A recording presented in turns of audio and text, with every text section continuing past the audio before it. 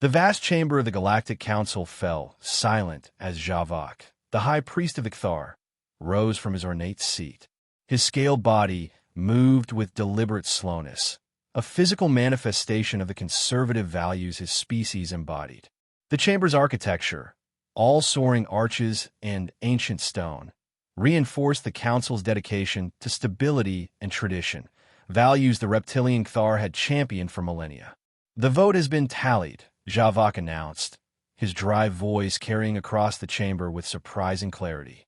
"By an overwhelming majority, the Galactic Council has determined that humanity's unpredictable development and destabilizing potential pose a threat to the established galactic order." Ambassador Ilara Vance of Earth stood motionless at the center of the chamber, her middle-aged face betraying no emotion despite the hammer blow that had just fallen. Only her sharp eyes, darting from one council member to another, revealed her active mind calculating, assessing. "The terms of exclusion are as follows," Javok continued, relishing each word. "All primary FTL corridors leading to human space will be disconnected.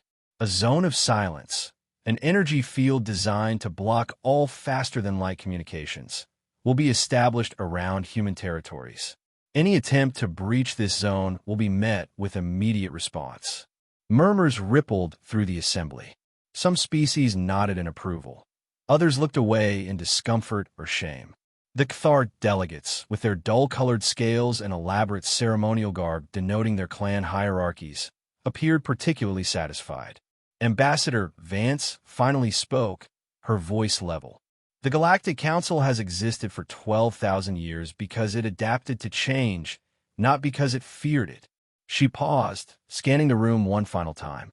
"History has ways of correcting mistakes, High Priest, and sometimes it is in darkness that the most unexpected seeds flourish."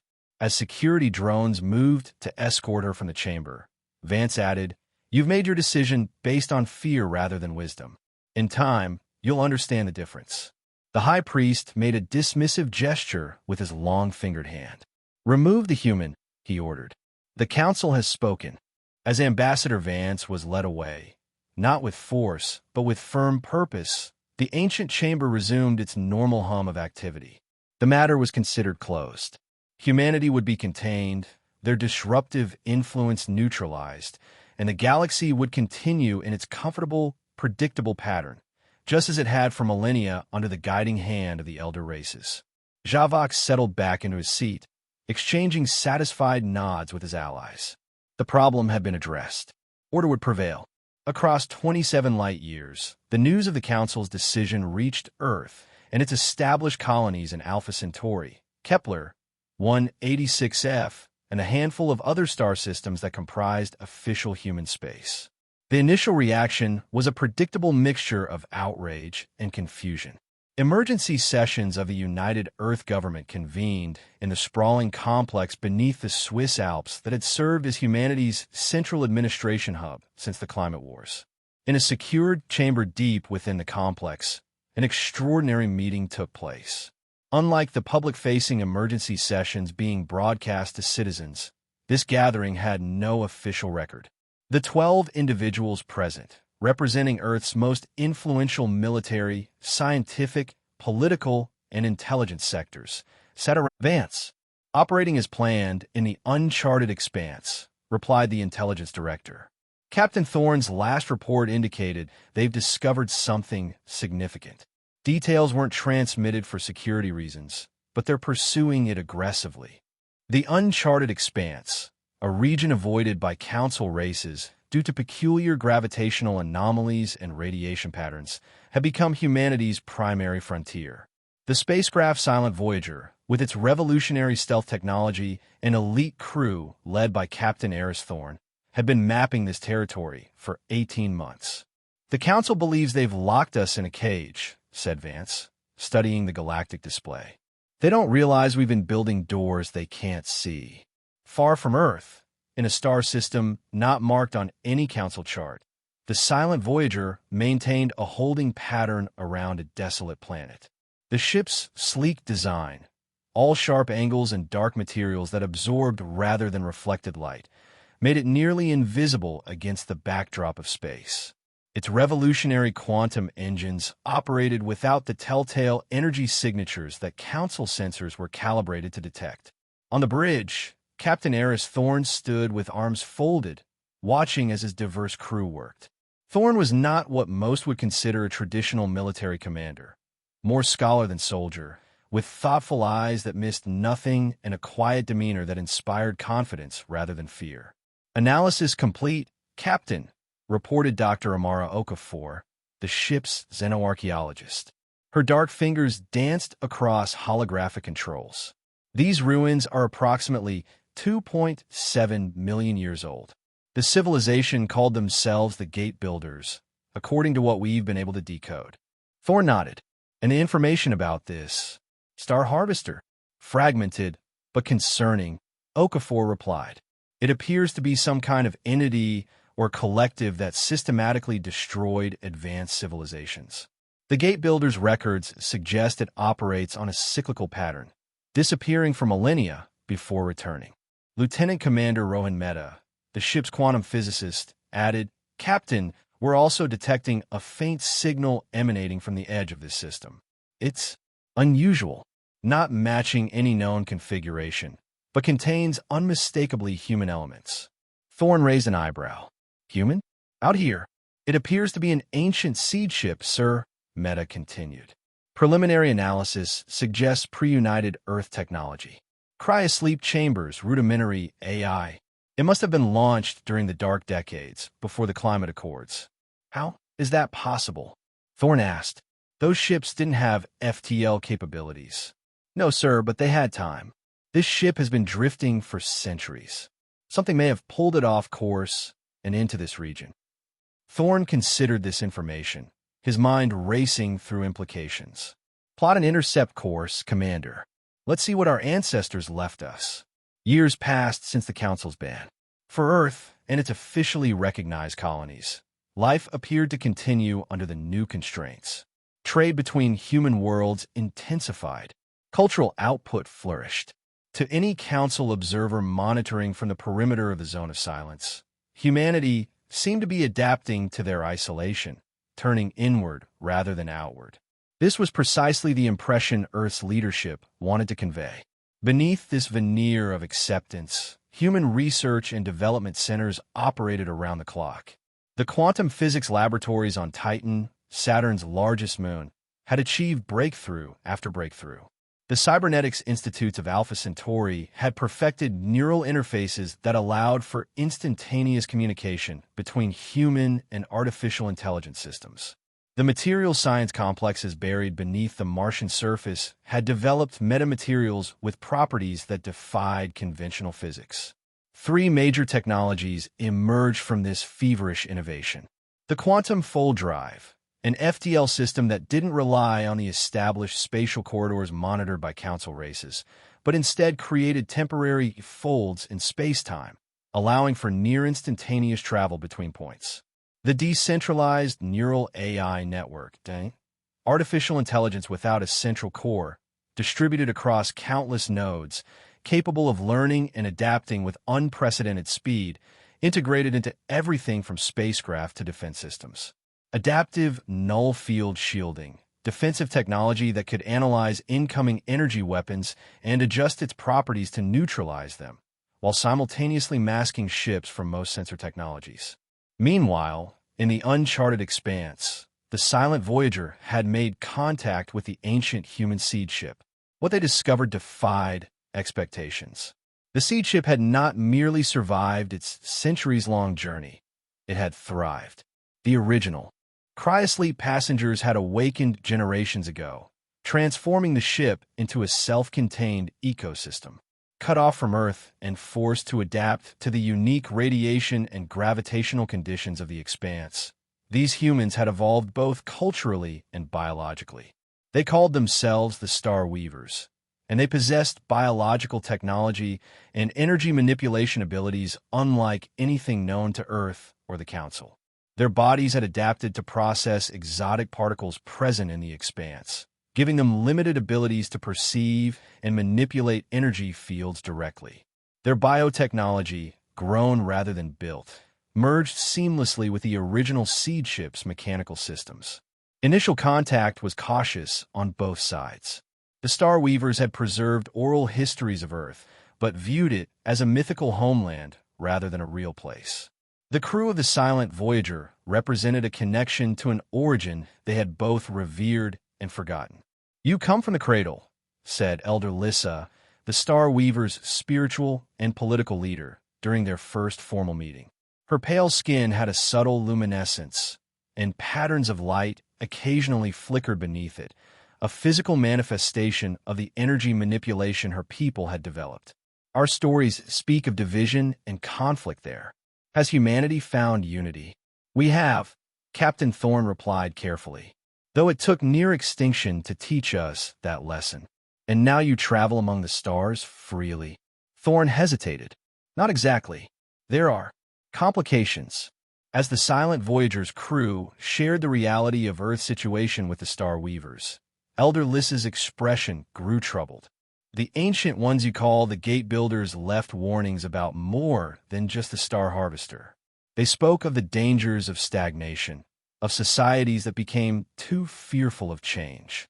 Your council sounds familiar." "We're not here to start a war with the council," Thorne clarified.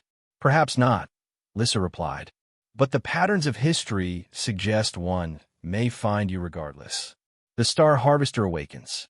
We have felt disturbances in the energy flows at the galaxy's edge." Thorne's blood ran cold. "You know about the Star Harvester? We have lived in its shadow for generations, Captain. The radiation that transformed us carries echoes of its last passage through this region. And now, those echoes are growing stronger. Across the galaxy, at the monitoring stations that formed the Zone of Silence, Council patrol ships began reporting anomalies.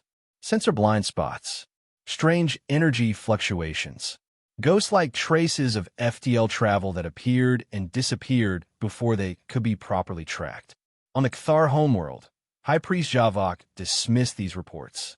Equipment malfunctions, overactive imaginations. The humans are contained, and our sensors would detect any significant breach. But not all council members shared his confidence. Ambassador Lyra Sable of the Sylvans, a plant-based species with collective intelligence and the ability to sense subtle energy flows, had been quietly collecting these anomalous reports. Her analysis revealed patterns that disturbed her deeply. During a private council session, she dared to voice her concerns. "These incidents are increasing in frequency and intensity. They cannot all be dismissed as technical errors." Javok's scales darkened with irritation. "Are you suggesting our containment has failed?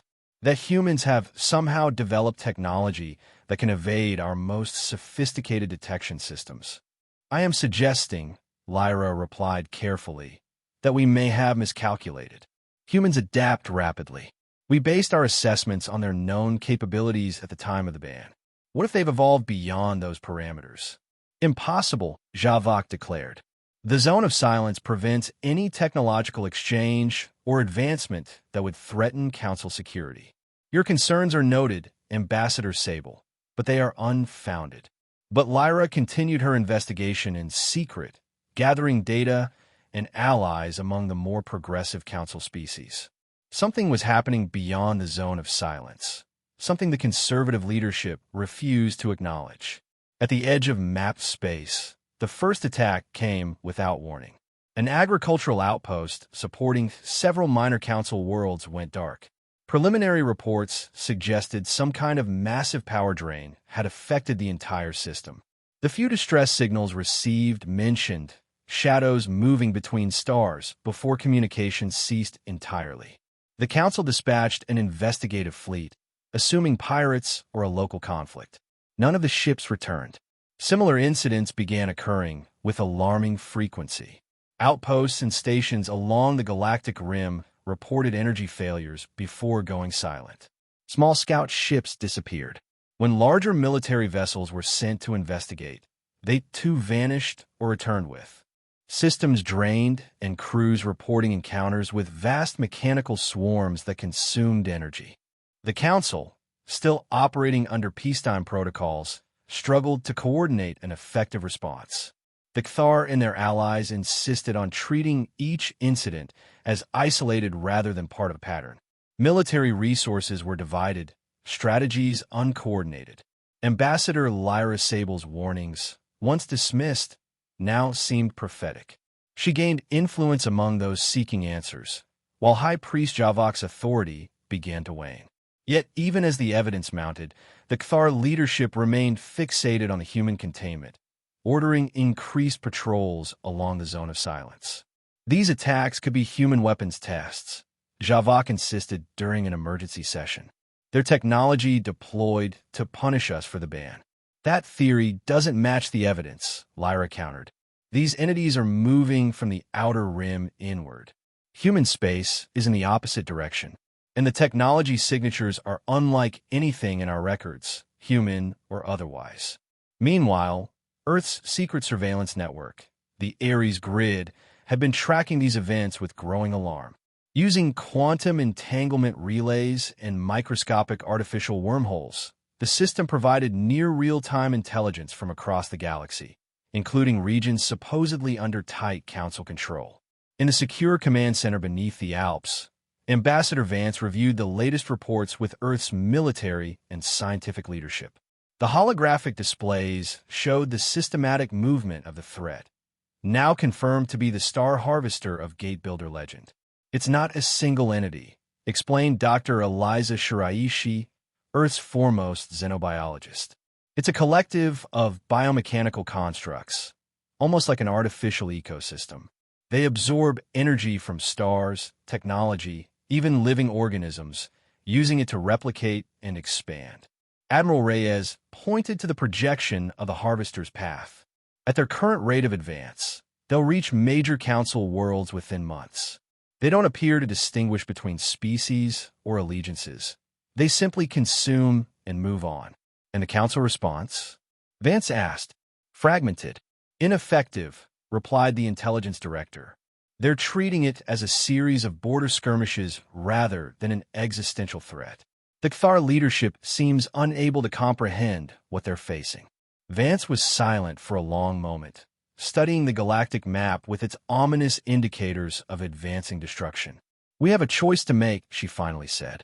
We can watch as the Council that exiled us faces annihilation, or we can intervene. Many would say the Council deserves its fate, remarked Admiral Reyes. Let them reap what they've sown. And after the Council falls? Vance challenged. The Harvesters will continue. Our secret colonies, the Star Weavers, eventually Earth itself, all would be in their path. Besides, allowing billions of sentient beings to die when we could help them. She shook her head.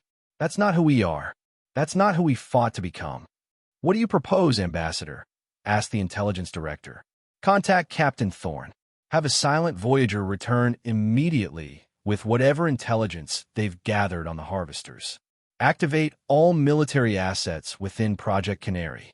And, she hesitated briefly, open communications with the Star Weavers.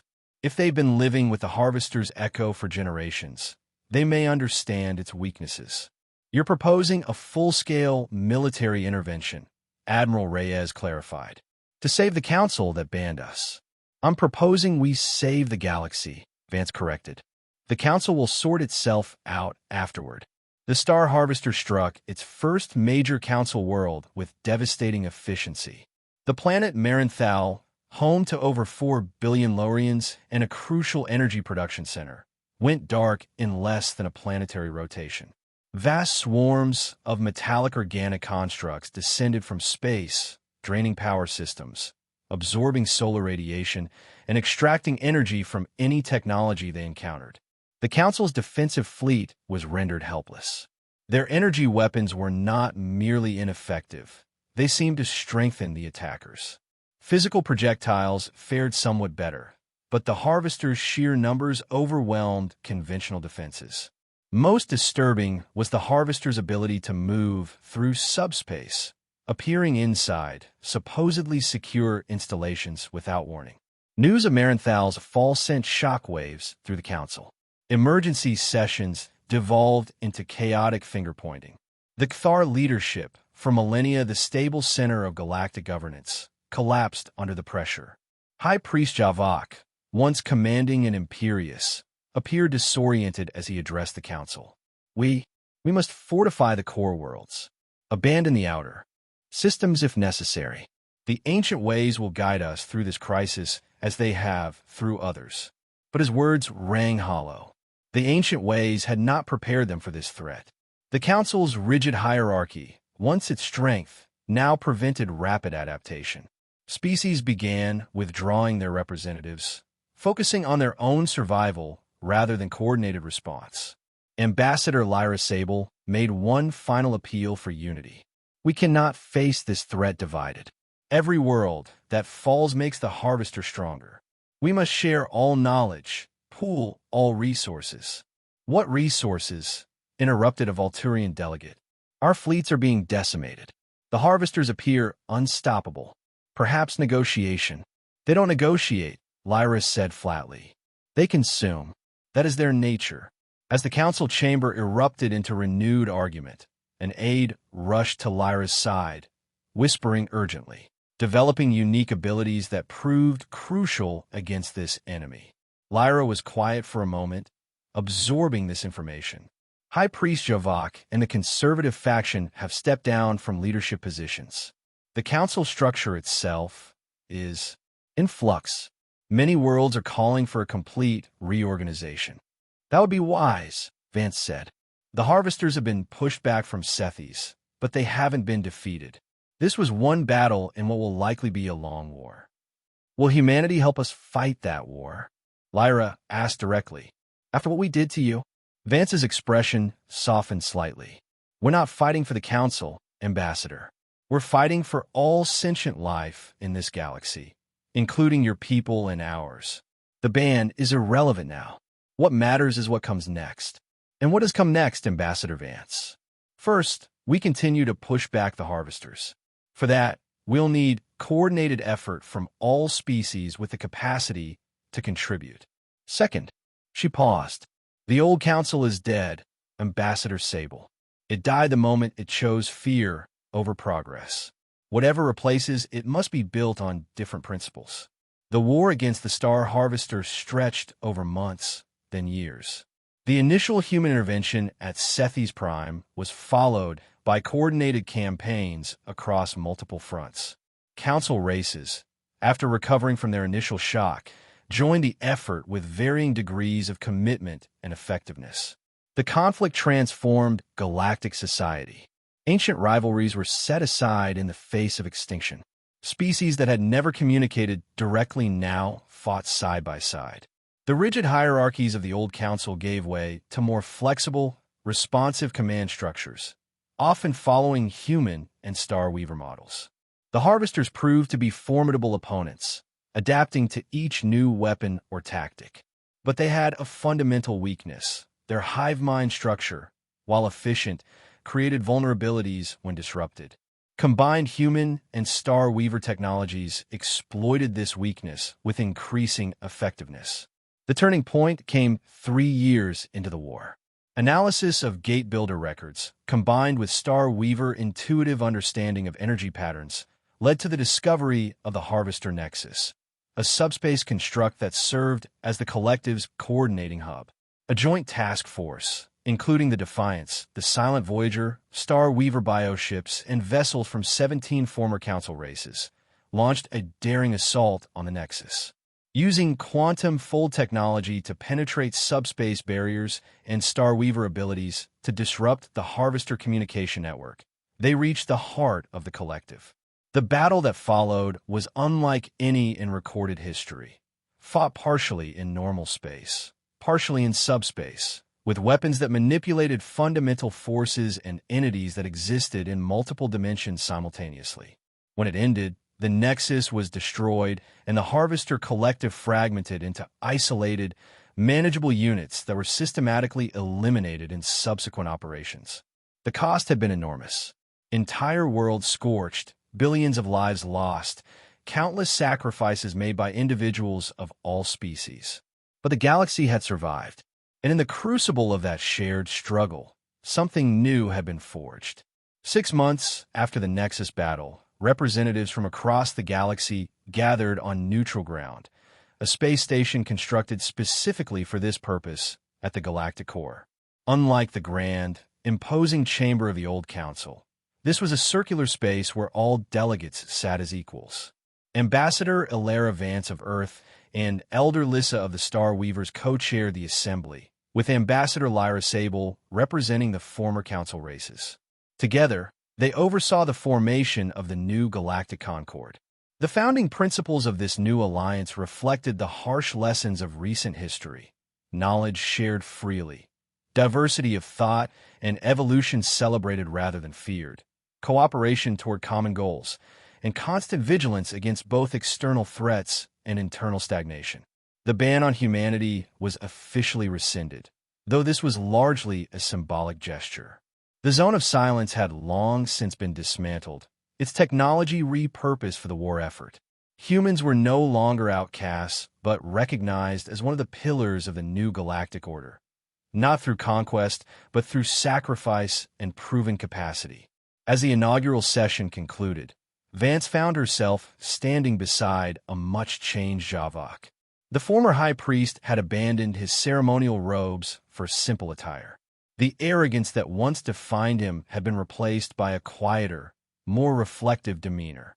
"You were right, Ambassador Vance," he said softly. "History does correct mistakes, sometimes through catastrophe, and sometimes through growth," Vance replied. "Your people have a place in this new alliance, Javok. All species do." He nodded slowly. "The ancient ways taught stability above all else. We failed to understand that true stability comes through adaptation, not rigidity." He turned his gaze to the assembly chamber, where representatives of dozens of species, including humans from Earth, colony worlds, and Star Weavers, conversed freely. It was indeed too late to stop humanity's potential. For that, the galaxy should be grateful. In the following years, joint exploration vessels, crewed by humans, Star Weavers, and members of former council races, ventured into previously uncharted regions of space. Research teams from diverse species collaborated to study Gate Builder ruins and Harvester remnants, seeking to understand the past while preparing for future challenges. The phrase "it was already too late" took on new meaning in galactic cultural consciousness. Once intended as a warning about humanity's unstoppable development, it now represented a more hopeful truth. It had been too late to prevent the galaxy from discovering its true potential through unity in diversity. Aboard the explorer vessel New Horizon, Captain Eris Thorne stood on the observation deck, watching as his mixed crew prepared for their next mission. Beside him, Ambassador Vance, now serving as Earth's representative to the Concord's Exploration Directorate, contemplated the stars.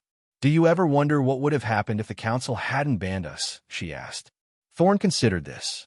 "Perhaps we would have integrated slowly